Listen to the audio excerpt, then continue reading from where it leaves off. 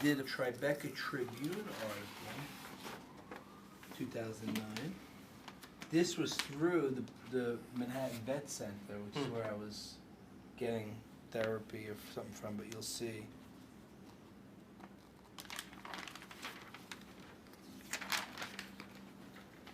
This is at the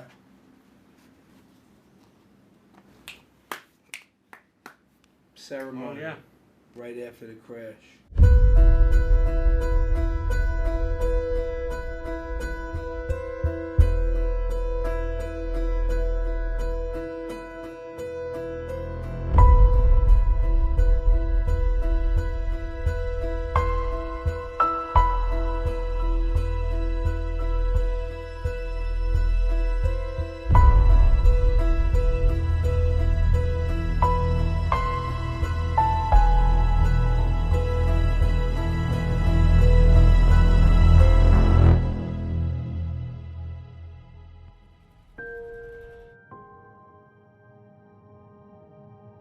It's pretty funny. I took the oath of enlistment 2 days before September 11th.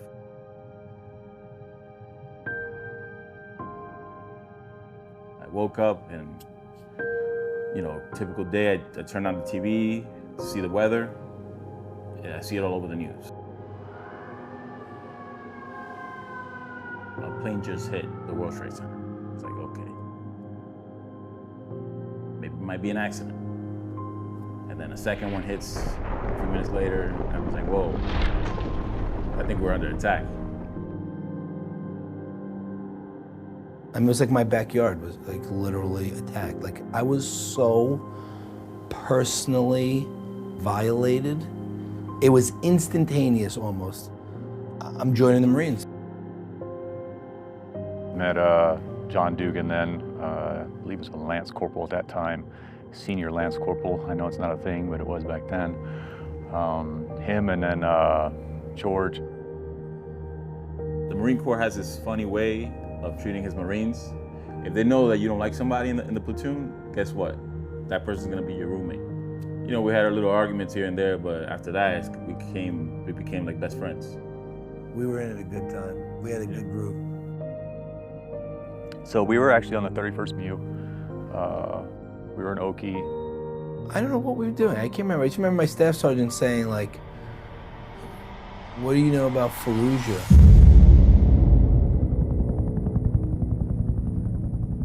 Fallujah, I didn't even heard of it, you know? Like, what is Fallujah? I don't know anything about it. They actually didn't let us know. They told us, we're going to Kuwait for 2 weeks to do a little training mission. Just bring what you would bring to the range. But we're gonna be there for 2 weeks. And that's when we got the word, going pushing Fallujah, so we're not going back to the boat. Then they start to fill us in on like what happened in the first attempt, how like, you know, it was a total mess, and how we're going in and we're gonna be the lead element. And I was just like, wow. They're really talking this up. Like I already thought I was like Rambo from like the security mission. They're like, dude, no, you don't understand. Like, you're going to invade an entire city. It was almost surreal. Just, you know, getting off the bird, kind of seeing the area, seeing what Camp Fallujah was like.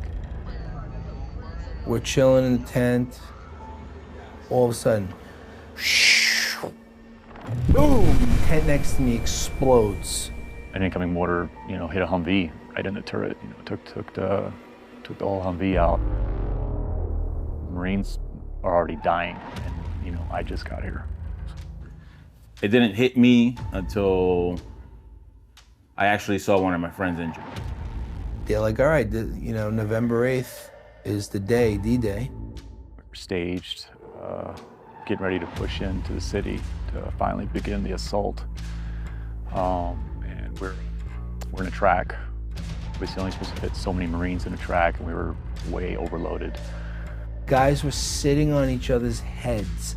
Like you were losing your mind. We were there for like hours.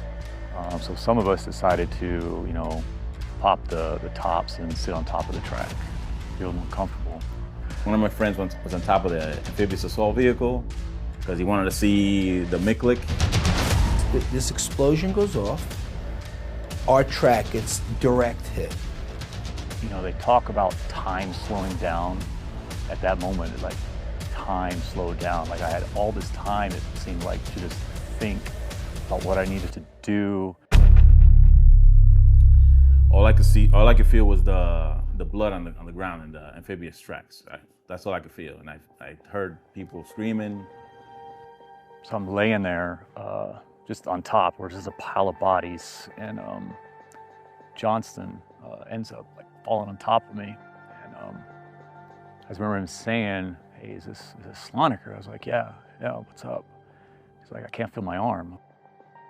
I quickly was able to like snap to it and try and talk to him. I wasn't doing anything medically. You think he'd be screaming? He was like barely moaning. I think he said something like, you know, "Is my arm gonna be okay?" Technically, I could barely see out of my eye. My lieutenant, who I loved, he's like, "Dugan, what's wrong?" I think I caught some pepper shrapnel. He's like, "All right, get on the track and get out of here." And, you know, and for a split second, I was like, thank God, you know.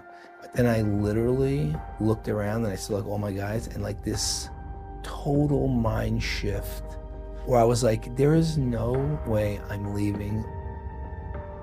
We got out of those tracks and we just got on line at the edge of the city. If there's any insurgency at the edge of the city, push them back.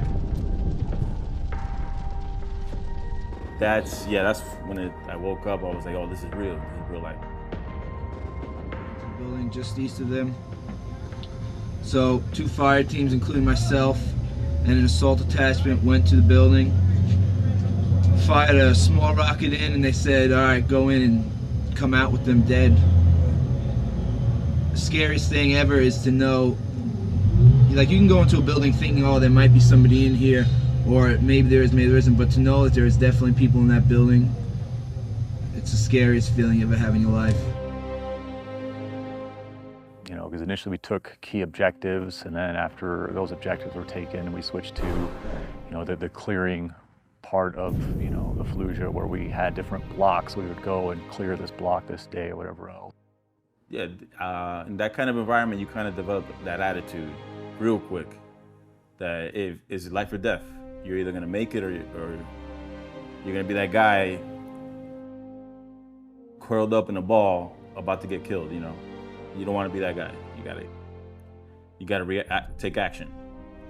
Just insanity, like literally running for our lives. Like honestly, I don't even remember like who was leading and who was following. Then we get into like more buildings, like urban setting, terrified that every door is booby trapped. Clear so many homes, you know, you just get to the point where you're exhausted and you almost don't even care at that point. So we get out there, clear the house, the bottom was secure, and then the top, two of our guys take contact. It was Kurtz and Hopper. Hopper's this tiny little guy, and then Kurtz is ginormous. I mean, he towered over me, and I'm 6 foot. Kurtz was the first one through the door, and then Hopper came in right behind him. The enemy was up there.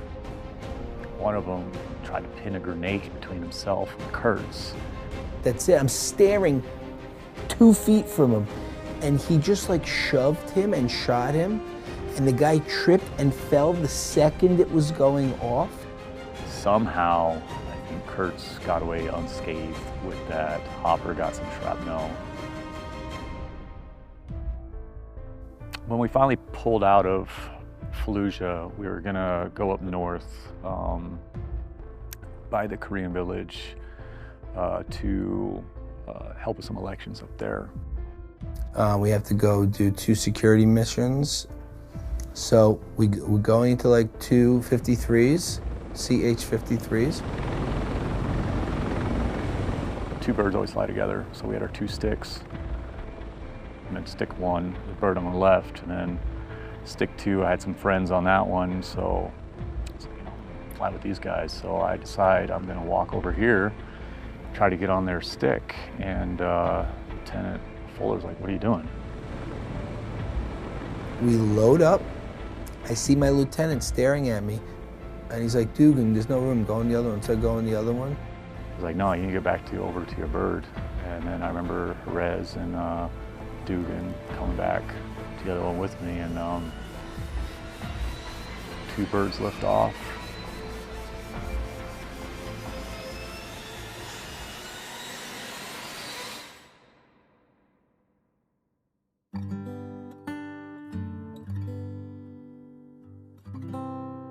Travis was the baby of the family. He was a really, really smart kid. He played guitar. He, had a real interest in music. When he would come home from Mass Maritime, I can kind of picture him sitting, strumming his guitar. We just had so many adventures on our property and being in the woods and making forts and having those type of, activities. Because there was really nothing else to do other than entertain yourself. He was the love of my life. He was, I had 2 girls who I adore more than anything, but every guy wants a son, I guess. He was born premature. He had a tough time in the first couple of months of his life. He was in and out of the hospital.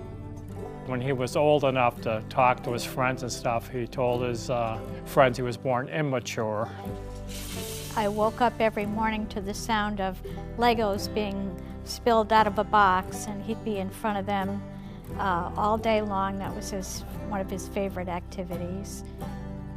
One of my favorite memories of him growing up as a child is in the morning I have to get up to go to work, and he would be upstairs and he would come down and he'd come and sit in my lap every morning, put his arm around me and give me a hug every single morning.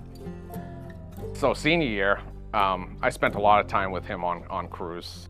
So at night, I just sit on the bow of the ship. He came up one day, and we're maybe 7 days from the end of sea term. He came up with 2 binders worth of work, opens the binders. He's like, to hell with this. And he throws it all overboard. He threw 2 months worth of work overboard into the ocean. But in the end, I think he ended up getting an A on his project, but it's just blown away by him. But that's kind of how he was. I don't feel like he competed with anyone else, but wanted to push to see how good he could be. And I think that's kind of what Mass Maritime and then later the Marines represented to him. So when he told us that he was joining the Marine Corps, I was actually just not ready for that at all. I had a lot of maybe anger about it. One of the last times that he was home, I had a bit of a fight with him about it because I just didn't understand why he wanted to do it. I have regretted that moment for so many years now, 18 years, because I was so incredibly proud of him.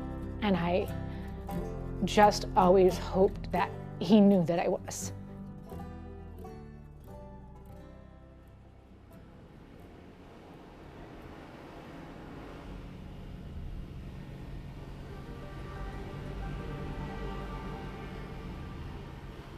We were just bouncing all over.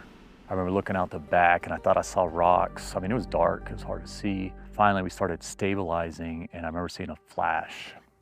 We see this explosion. I'm thinking it's heat-seeking. I thought we just got shot, and I remember feeling the helicopter bounce all over the place. Anyways, we land, and then I see this doc who was with us, but I guess he might have been on the advance party or whatever. And he's like, they're all dead, man. And the rest of this BLT lost friends and brothers in Fallujah. When we landed and didn't see the other bird, we kind of put 2 and 2 together. And they told us, yeah, hey, the helicopter crashed. I wasn't expecting that. Everyone was hysterical, crying.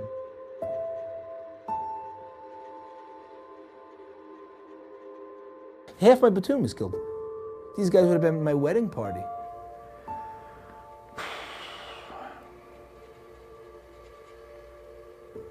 It was tough. we had just been through, one of the largest battles since Vietnam.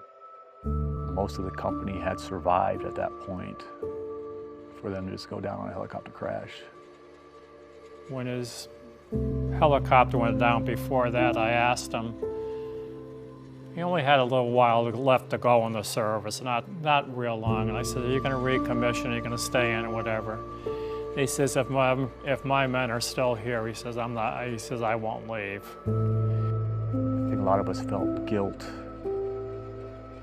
because I was happy I was alive, but I felt guilty because they weren't alive, and I felt bad about feeling good.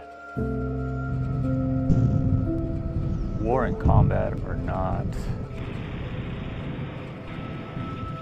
it's not fun. Talk about an out-of-body experience. I can't explain it. We might have lost more people, and things would not get done if that lieutenant wasn't there. I would give anything to have them back. I love all of them, and we'll never forget.